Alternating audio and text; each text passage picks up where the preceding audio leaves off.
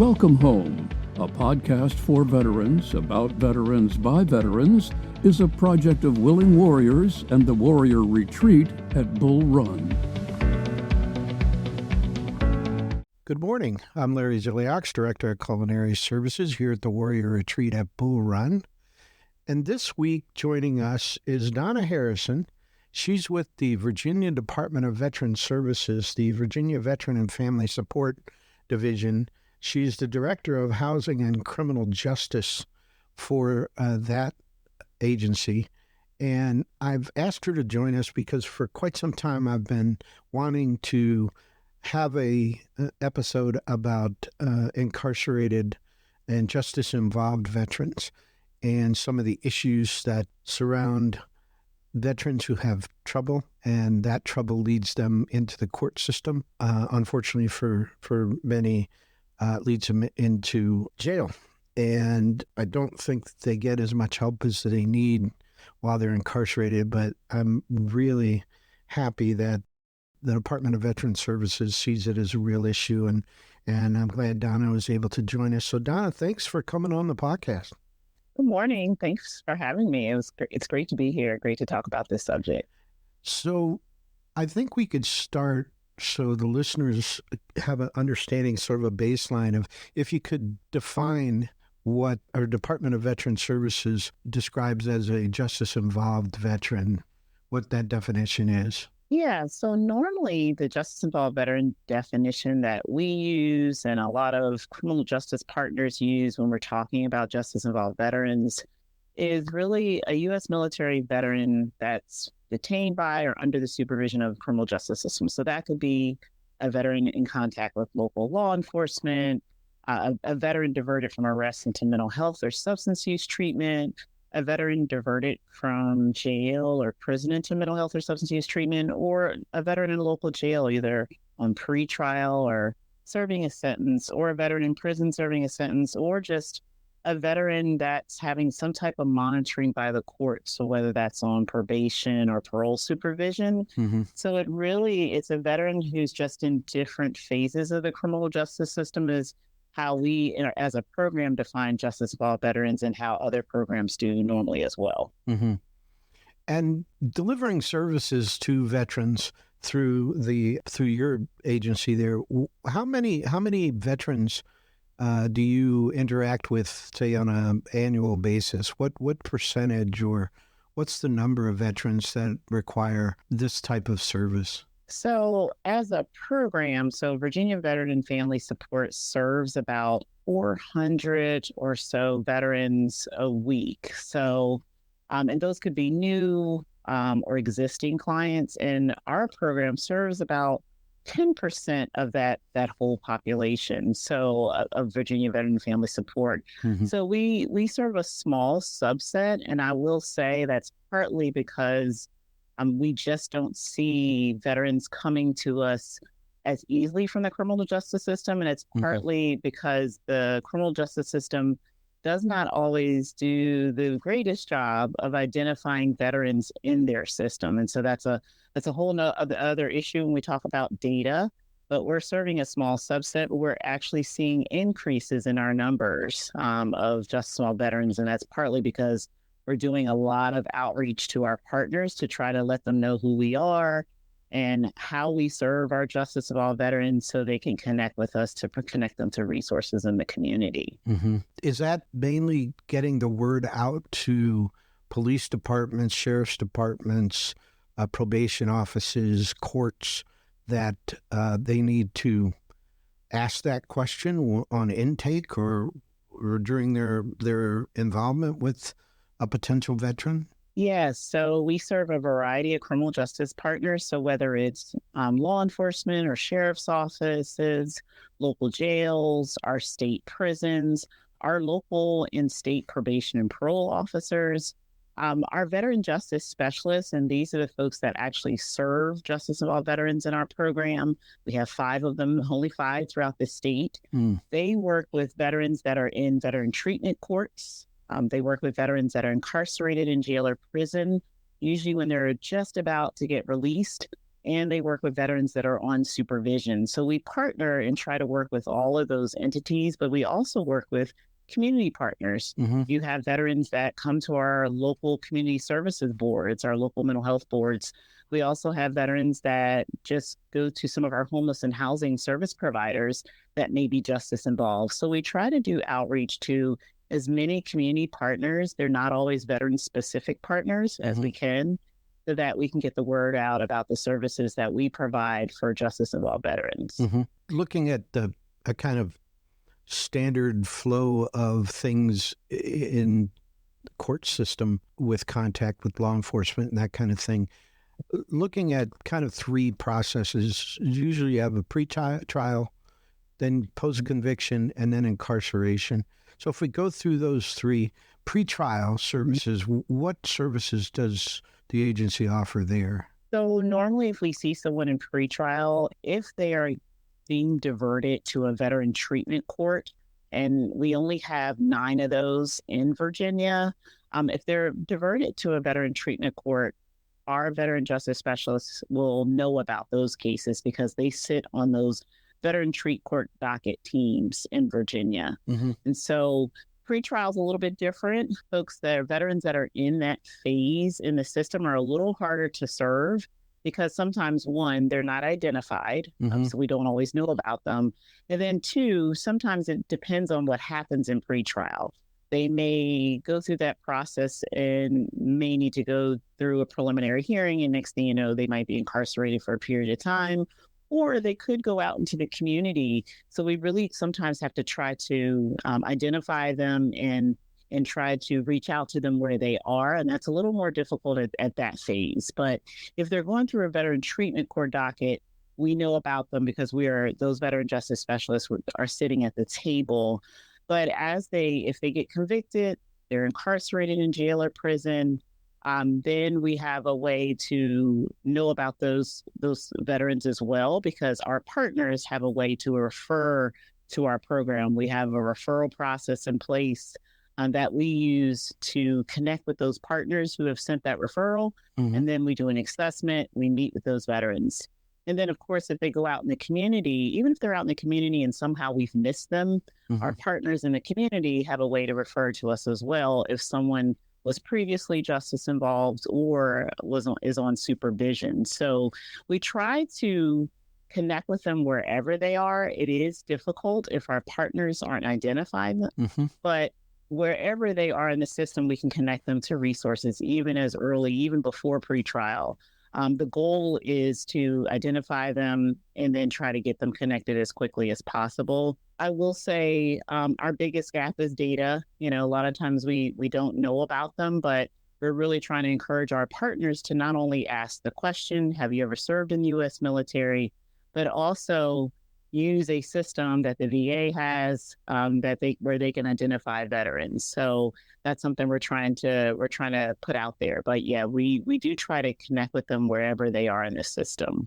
If an individual was arrested for some sort of offense, and the family believes that the root of the issue is either substance abuse or a TBI or post-traumatic stress, something like that, is there a way for them to reach out, the family to reach out to your agency and say, my brother, my son, my cousin, he's in jail right now awaiting trial on this offense, but we think he would benefit from the veterans treatment docket, and that your agency would advocate on their behalf, or how would it work? So it looks a little different in different jurisdictions, but our agency, our main role is to sit on those veteran treatment court docket teams. And once they've been screened for a veteran treatment court, we help connect them to resources. If someone is in a jail, though, depending on where they are, those veteran treatment court docket teams have a way to identify those veterans and get them connected if they are eligible. So there is an eligibility process that veterans have to go through in order to qualify for a veteran treat court docket. Of course, it has to exist in the community as well. Sure. And so we do not necessarily have a lot to do with that process, but we do, once that veteran is connected to a docket, we do have a way or a say in providing those resource connections with the team. So we normally and usually I get those calls because I screen a lot of the referrals that come through families that are that have individuals that are incarcerated in the jail. Usually I let the families know where those veteran treat dockets are, Right. who our veteran justice specialists are, and what they do. Even if that veteran is not able to connect to a veteran treatment court docket, I try to let them know about the services we provide, Yeah. particularly if someone is in jail or getting ready to be released from jail, or if they're in that beginning phase. Sometimes we connect with our VA partners as well. So we use a lot of our collaborative partnerships to connect our veterans to services. So we work directly with the VA, who also has a justice team, and we connect with them if they want to be screened for substance use programs through the VA or some type of inpatient residential program. So our partnerships really help us make this work. And so I think that's partly what we do when we talk to families, and then we try to let them know that we're here throughout that process. Even if someone becomes incarcerated, we try to remind them that, hey, they can reach out to us even when that person gets maybe near the end of release if they're convicted. Mm-hmm. Unfortunately, there's not many veteran treatment courts. There are quite a few here in Northern Virginia. I know Fairfax, Loudoun, Prince William all have them. I think some of the larger courts down south, like Norfolk, have them. But is there a reluctance on some of the smaller counties to have them? Do they cost more? Or what do you think is the reason why every circuit court or every jurisdiction doesn't have a veteran treatment court? Going back to my earlier statement is data. A lot of times when I talk to judges, I talk to attorneys, a lot of times they don't know they're there. They don't know where their veterans are. And even in our local jails, although some do identify, they do not have mechanisms in place to identify veterans throughout the system. And so a lot of times they don't know they have them, so they don't think to start veteran treatment court dockets because they don't know they have veterans in their system. So this is when we really try to educate judges, attorneys, and other folks in the jurisdiction about identifying veterans and using a system that they could use through the VA. It's free, it's web-based, or making sure they're asking the question throughout the process through booking, pretrial, whenever they see this person to ask the question. So I think once we see veteran identification pick up, we will start to see more veteran treatment court dockets. Of course, there's always, when you first started veteran treatment court docket, it's not necessarily a cost, but later to sustain those dockets, if you want to get a docket coordinator or other tools that you might use to keep your veterans engaged in the program, sometimes those might cost, but for the most part, there's no cost up front. I think the hesitation a lot of times we see is that they don't know they have veterans. It's a big need, not just in Virginia. We see this nationally when it comes to identifying veterans in the system. I kind of wonder if it wouldn't be an idea to find a legislator who would be willing to put up a bill that would make it mandatory for all agencies involved in the judicial process in the state of Virginia, mandatory that they ask this question and that they identify whether or not somebody's a veteran. I mean, I think that's got to be the simplest and most direct way to deal with this issue. I mean, you can go out into the community and you can talk to judges and sheriffs and all of them, and in the next month there's a new guy there. So that's only going to work so much. I mean, if it's mandatory by law that these questions have to be asked by everybody and it becomes part of the process, I think that's really going to go a long way to solving that problem and certainly recognize where the issues are. I mean, it may turn out that there are smaller counties and places where it wouldn't be cost effective to have it, but I just think it's missing. And anything we can do to help stop repeat offenders, especially if the reason that the veteran is involved in the justice system is because of their conditions, either substance abuse or mental health issues that result from their service, we owe it to them to get them all the help we can. Now, when we then move to an incarcerated veteran. I believe you mentioned that you begin to be more involved with them prior to their release after their sentence. Is that where most of the action is? Yes, that's correct. A lot of times when we get those referrals, usually they are in actually the Virginia Department of Corrections system. So that's our state system, right? And so Virginia Department of Corrections identifies veterans in multiple ways through asking the question. They use that VA system. And then they also verify, usually with the DD-214 or other methods. And so we get a decent amount of referrals from Department of Corrections. Mm-hmm. So we have a streamlined referral process for all of our partners, but Department of Corrections probably uses it the most. And we're also seeing a pickup in referrals due to the governor's transformation office. We're seeing a pickup in referrals from probation and parole. So DOC has been very targeted about making sure they identify their veterans and then send those referrals for folks that are even on probation or parole supervision that we may have missed while they're incarcerated or for whatever reason did not send the referral at the time. So we're really seeing most of our referrals come from that population. And normally our veteran justice specialists start working with them about 120 days, sometimes much farther out before release. And sometimes it just takes that long for us to connect with the veteran or at least connect them to services. And so we're really excited that we're seeing the pickup in referrals. And we've seen some from our jails as well. There are certain jails where there's more veterans or they're using the system. And so they're identifying them easier and sending those referrals too. So that's where the bulk of our referrals are from. Mm-hmm. And what would you say is the number one service that veteran justice specialists are providing to incarcerated veteran? Housing. Okay. As if I could say that louder. Housing. Housing is the number one need. It's the number one need for the justice-involved population in general, but it's also the number one need for justice-involved veterans. And it's mainly because of their criminal history. It's very difficult for justice-involved individuals to connect to housing. There's not only a lack of housing stock and a lack of affordable housing in general for everyone, but there's also that additional barrier that veterans have in the criminal justice system related to their criminal history. It's our highest need. It's our, even across our Virginia Veteran and Family Support Program, it's the highest need, but definitely housing is the number one need. And I would say next is probably benefit. A lot of our justice-involved veterans have never connected to VA benefits or they didn't know they qualified. So that's usually our second request, and then along with treatment.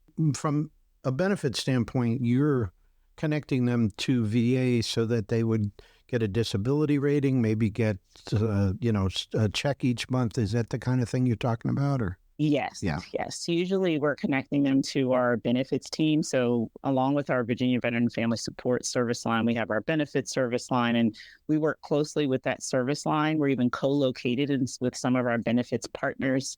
And so we work with our benefits team in sending those referrals for veterans that want to connect to their VA benefits, even while they're incarcerated, to their disability benefits. What's the best way for either a veteran or a family to reach out to you? I know the number, I have the number here, but is by phone or internet, or what's the best way? We prefer always. So whatever, we usually try to make this as low barrier as possible when it comes to connecting to families or getting our veterans to connect to us. They can use our phone number to connect to our Justice Involved Services program directly at 804-801-2520, or they can email us. We have a justice mailbox. And some of our veterans and even some of our family members prefer that route. So they can email us at justice.vvfs@dvs.virginia.gov. And of course, they can also go to our DVS website at www.dvs.virginia.gov as well, and connect with us that way. So and all kinds of ways they can connect with us to get services. Great. Female veterans.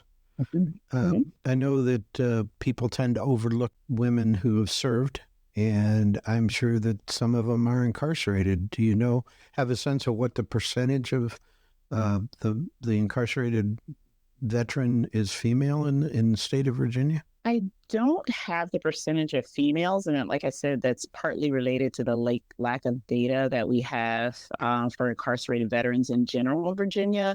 I know in Virginia we have about 6.5% of incarcerated veterans in the state prisons, and so that's with Department of Corrections numbers, and then veterans represent about 3.6% of the state supervision population. Of that is an even smaller number of females. When it comes to incarcerated veterans in our state prisons, I do know that when we go out, so our veteran justice specialists go out, our staff, we all go out to provide veteran info sessions, and we have been out to the women prisons and talked to female veterans.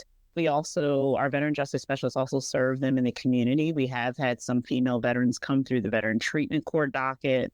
And of course, we've seen female veterans on supervision, but it's a smaller population. But we do try to connect them to resources and services that are specific to their needs, even if that means connecting them to our women veterans program here in Department of Veteran Services. So we try to tailor, when we do those needs assessment, we try to tailor it to the needs of the veteran, and that includes our female veterans as well. I just think what you guys do is wonderful. I know that it's a number of veterans, a portion of the veteran population that's often overlooked and kind of written off, and which I think is so unfortunate because so much of the problems that they have are substance abuse and PTS related, and of course that's service connected. You guys just do a wonderful job, trying to help, and it's all you can do.